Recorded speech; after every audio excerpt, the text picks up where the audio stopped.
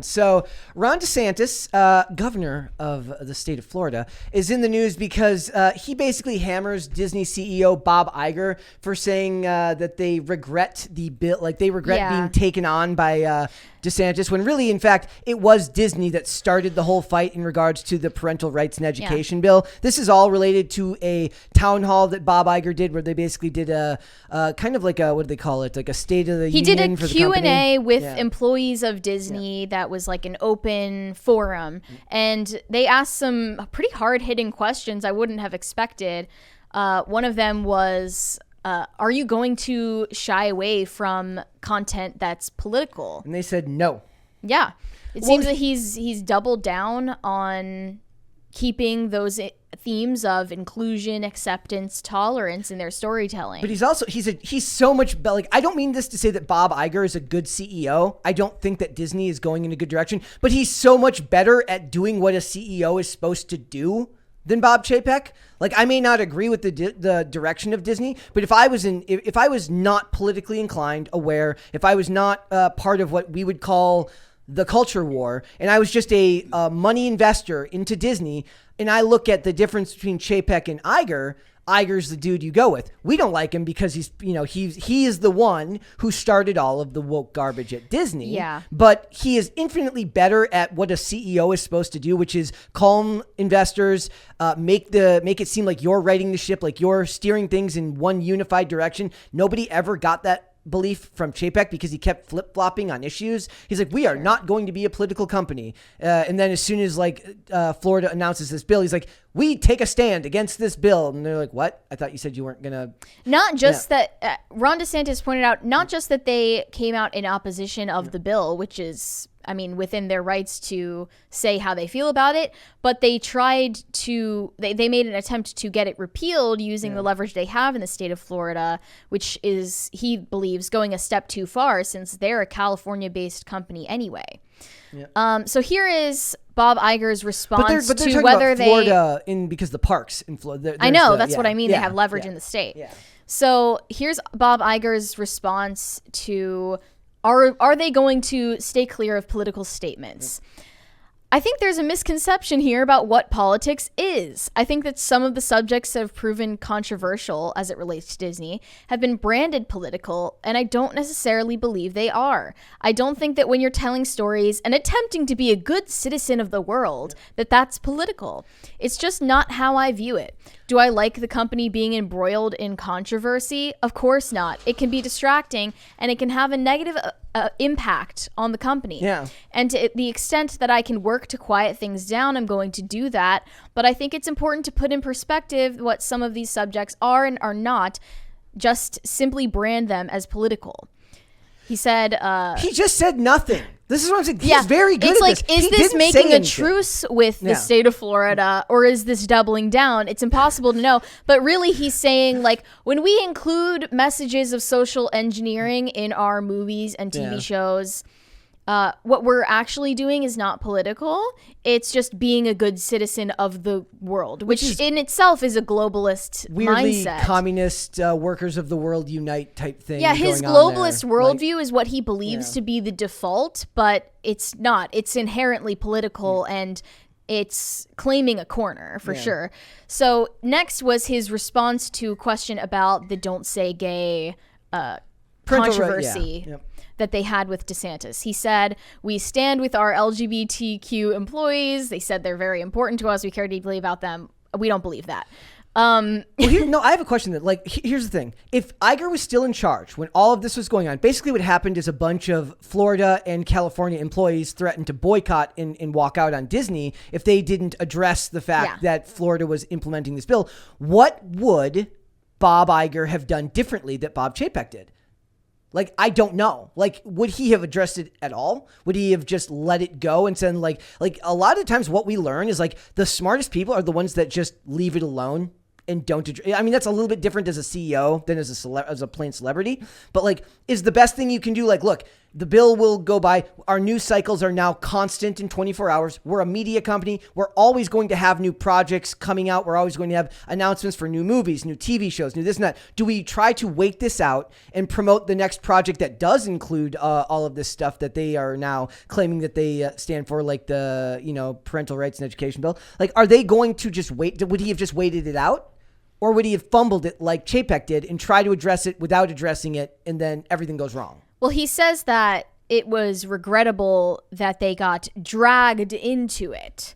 He's claiming that they were dragged into it when they decided to weigh in. Yeah. It was fully their option to not say anything. I think what he's doing is that was like a weird shot at Chapek. Like, he's like, we got dragged into it, but he knows deep down that what happened was Chapek brought them into it, not Ron DeSantis. So here's what he said. Some people think that this was a retreat for him. Secondly, this company has been telling stories for 100 years, and those stories have had meaningful, positive impact on the world.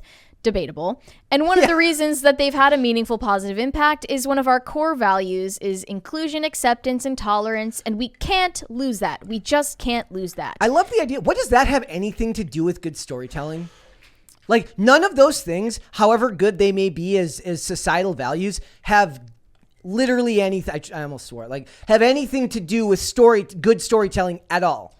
I guess you could say that if you're telling a bad story, you're leaving parts of it out, including people that you think had a bad race that you didn't agree with, or bad takes you didn't agree with. Like, cancel culture is a bad way to tell a story about what actually happened.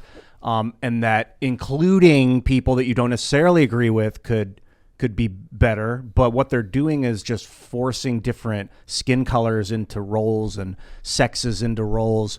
I don't think that's necessarily indicates good storytelling. Yeah, no, it doesn't. And the other thing is, like, okay, so what if you sector them off, right? Like, does the exclusion of one in a story necessarily make that story bad? No, because that's you ascribing motive and intent to whatever the reason was for not including. But also, just because you cast 3 people that look a certain way doesn't mean that you excluded everyone else. Yeah, that's not the way to think about it. I was trying to, put into my head what I meant by that earlier. People will argue that, though, which is really frustrating, because you have to pick and choose when you're casting a movie. You can't cast everybody in the role, unfortunately. It'd be interesting. Maybe with artificial intelligence you will be able to one day, where you say, I'd like to see Tom Cruise play the lead character in Gladiator, and then all of a sudden it's Tom. That's coming future. By the way. Yeah, like the one day, Mary. Well, what is a movie you really, really love?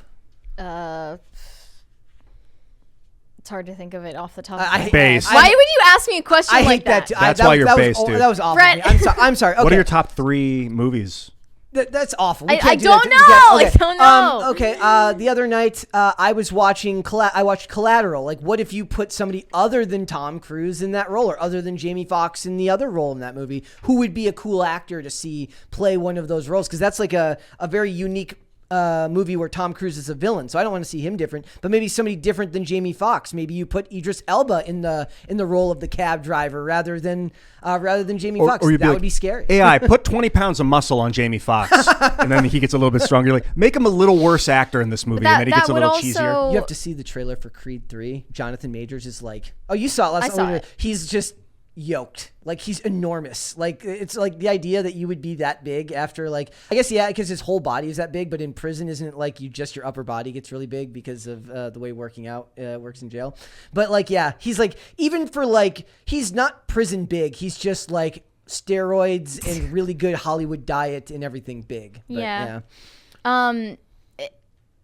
As for replacing characters with AI to be another actor, I think that would also just infringe on the rights of the person who originally played it and the person replacing them, because you didn't consent to reading those lines, taking that role. Yeah. It goes against your artistic principles, possibly. Especially now when you're supposed to your art is supposed to align with how you see the world now, it seems like. It seems like another Napster situation on the horizon with Metallica, where they were you can't share our music, but the technology's available so that I can see anybody play any role, but the artists are gonna try, and some popular one will be no. Yeah. And you can't uncreate it. The kingdom of heaven, yeah. Here's a statement that was kind of out of character for Bob Iger. He said, "When you tell stories, there's a delicate balance. You're talking to an audience, but it's also important to listen. It's important to have respect for the people that you're serving and not have disdain for them. He is taking one from the playbook of The Rock here. Like, just because people are criticizing you for having a disdain for the audience, you're going to pay lip service to respecting the audience, but in practice, you'll do the opposite. To be fair, I think of that, like when I think of Disney and doing that, I think of Kathleen Kennedy and Lucasfilm. I don't think of Iger the same way I think of Kathleen Kennedy, who has hired people that are openly antagonistic of the fans and seem to live to hate the fans. Now, you could also say that the same thing happens when Chris Evans gets hired to play Buzz Lightyear and then talks bad about the fans. All of these actors seem to have a certain level of disdain for the fans. And I also understand that, like, look, a lot of times these people, we do know that reporters drum up these questions that are designed to make actors say things that sound awful, right? I'm not absolving them of that responsibility, but for Bob Iger to say this, he's going to have to make some changes in-house. I don't know how much control he has over, granted that Lucasfilm is under their umbrella, but Kathleen Kennedy has a very, very clear and distinct disdain for the people that built Star Wars into the franchise. That's horrible. Why? She's a protege of Lucas too. Because she's an uber feminist. She's and they wanted to change Star Wars from what it was at its core values, which is like a lot of it is like, yes, Princess Leia was an extremely strong female character, but what strong female character was in the 70s and the 80s is not the same thing as to what a strong female character is supposed to be in Hollywood today, which is essentially just a version of a man that you're not allowed to make as a story anymore. That's one version of it is like a woman fighter, like Ronda Rousey, but another version is a woman that is willing to tell their kid, you know, you're not getting dinner tonight because you kicked that guy, and I told you if you kick guys again, you're not going to get dinner. They punish the kid. You know, you hold the kid's feet to the fire. That's a powerful woman. They want the Ronda Rousey version of it, but not in any way that actually makes sense. And also with that, the funny thing is like for her, it's like all these companies, does it ever seem like they're constantly trying to rebuild the wheel, like reinvent the wheel? Like you have these built-in brands that could be fantastically financially beneficial for all of you, but you spend all your time insulting people and then having to have Bob Iger come back later and pretend like he cares about your feelings. As for Kathleen Kennedy's reputation, it reminds me of this comment I saw under the Indiana Jones trailer that just came out. It said, "I'm shocked. Did Kathleen Kennedy once again insert herself into the plot with another brunette female lead who acts and thinks like her by replacing the male lead with basically herself?" Yeah. Like it's just all about retribution. I want to clarify. Maybe keeping kids away from dinner is a little extreme. Maybe. But no dessert. Yeah, no dessert and ground them from electronics. Totally. Also, like, or I think like we watched Violent Night last night, which we're gonna be reviewing after this episode today. We're going to be putting that up on timcast.com, and I loved it. Sans one character who is the most worthless person ever, and it's a very predictable person. We'll get into it in the review. Yes. Members only content.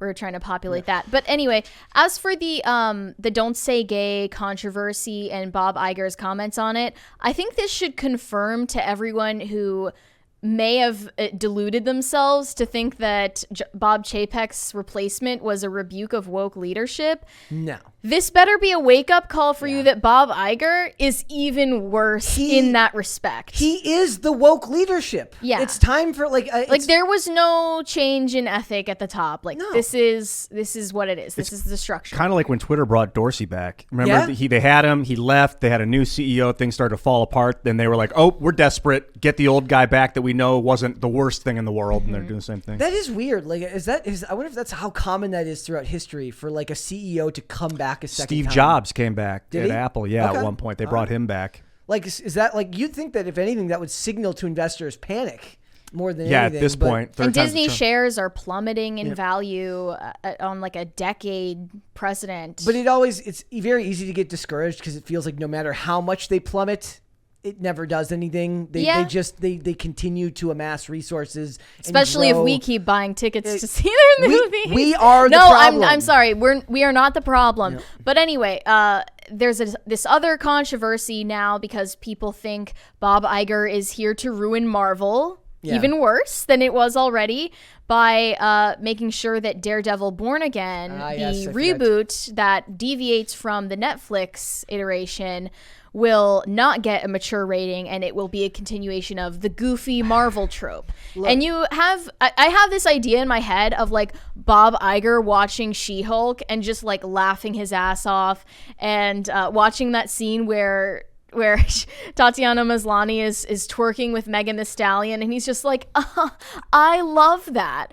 So he's like, let's make Daredevil Born Again, just like She-Hulk. Is it a religious thing, Born Again? It's That's part what of I thought. I thought because Daredevil's character has a religious theme to it, that the Born Again title would imply a continuation of that topic, but there is a I don't very know complex if that's likely. storyline between him, Kingpin, Karen Page in that arc of the comics that is not designed to be goofy and funny. So no Marvel comics were. They were never funny. I mean, not really. They were always drama. It's always based drama. Like, and then the movies became funny. It's very weird. This is about like when you put it on screen, you have to make something for both the children and the adults. And when in reality, you'd be more successful targeting one specific age demographic. With a series like this, and there needs to be something for adults in Marvel, right? Well, no, because they've infantilized the adults so much that they'll just take the same thing that the kids watch anyways. True. The Daredevil series on Netflix is perhaps one of the best ventures that's ever come out of comic book movies and television, and it's one of those things that should have just been left alone. We had not misreported before, but like they had basically said that they thought that Deborah Ann Woll, who played Karen Page, was supposed to come back for the series. Now she's saying that there is no such talks in place that they do that. If I have to watch the show, how much of it is going to be just because you've got back Vincent D'Onofrio as Kingpin? Mm-hmm. He's not the same Kingpin that was in Daredevil because he was played for as a goof in Hawkeye. So it's not the same Kingpin. Mm-hmm. It's not the same Daredevil. It's not the same thing as Netflix Daredevil. They're also going to be co-leads. Yes, in and this, it's a mistake. Daredevil gets less screen time naturally. I should also point out, I don't want to speak for all comics about them not being funny, because I used to read, like, in the 90s, they weren't very funny. It was X-Men, X-Force, New Mutants, Well, they're not funny now, but the problem is they're trying. Image Comics. They were every once in a while, you'd have, like, a funny scene where, like, the guy has big eyes, but it was not to get a laugh. They were to get people excited about action and drama and emotions. They don't do that anymore. Now it's about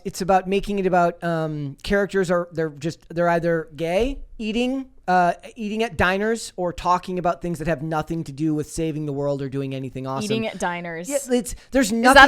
Is that a thing? They love basically what they want. They want it to be Sex in the City, but with superheroes, right? Because they're not actually fans of the medium or of action. I remember diner scenes in Hawkeye. Is it? They'll go out and watching it while my younger brother was watching it. It was just like, why are they always eating in diners? Which is why when we were reviewing it, I'm going on like, they're doing it now. They're not just doing it in the comics. They're doing it in the shows now. It's because, part of it's also because they have to cut these budgets down. Severely. Yeah, right. It's like a local diner in LA. They can't have nothing but action scenes or great drama. They have to fill it with food humor. Dude, nobody likes food humor. Not in comics, you never see the heroes eating. That's there were so also ridiculous. Diner scenes in, now that I think about it, in Multiverse of Madness. Yes. Dude, okay. This is bizarre. There is a place in media for slice of life stories, but it doesn't belong in this medium. The problem is everything has to be made for women now. Women love slice of life stories.